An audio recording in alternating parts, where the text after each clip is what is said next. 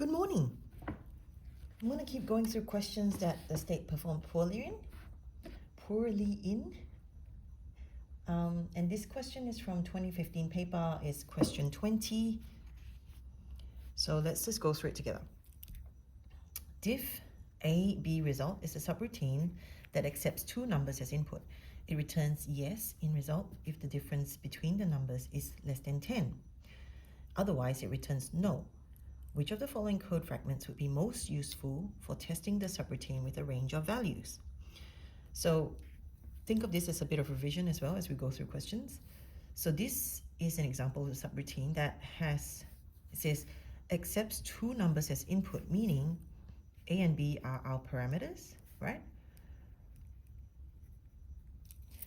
It returns yes in result. So this is the example of a subroutine where we have a return parameter. That means like, if let's say we called diff, if let's say this was begin diff, A, B, X, let's say, because remember, my subroutine definition does not have to have the same name here.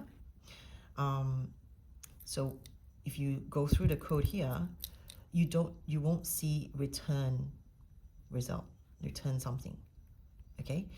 This is not needed when we have a parameter being returned. We just go X equals whatever, let's say yes. And so that parameter contains the value that will be checked in the main program that's calling it. So if I had main program, and here I have, what do I have? Let's say I call diff, and I just go A, comma B, comma result. That variable is going to contain whatever diff returns, okay? But not returned via the return statement.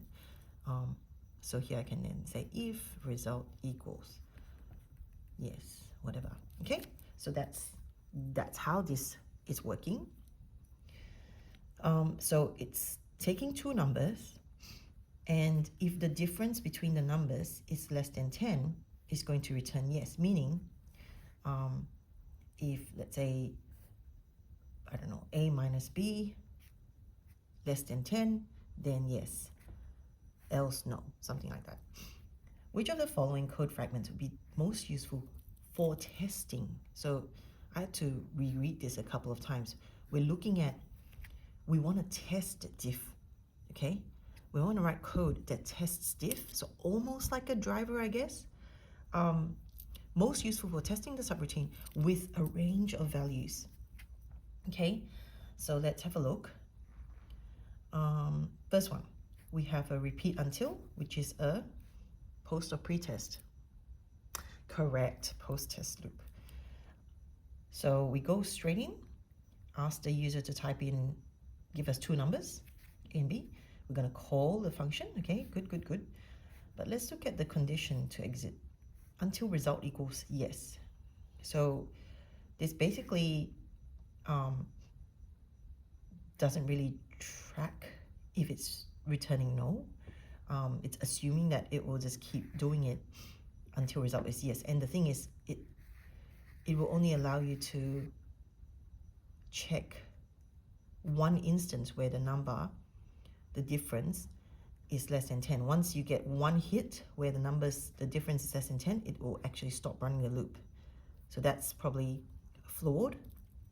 Let's look at the next example. Let's set result to be no. Okay, so we'll initialize our result variable. Then we get A and B. Then we actually do the difference. And then we set result and we display it. Now, this is not asking you, what does diff look like?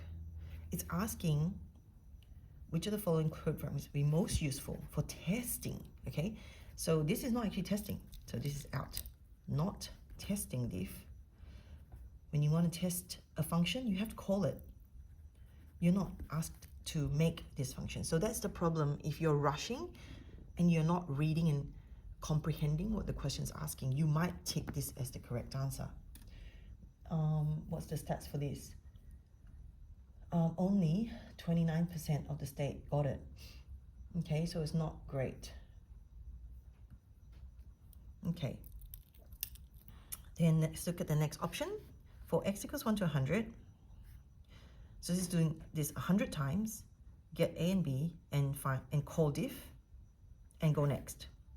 And then we display the result once because it's outside the loop. So again, not strong. We're just calling this 100 times and not really testing, are we? Okay, and then D, input again. So input again means, hey, I want to get a variable, call it again, and ask the user to give me a value, okay? And we're saving as the variable again.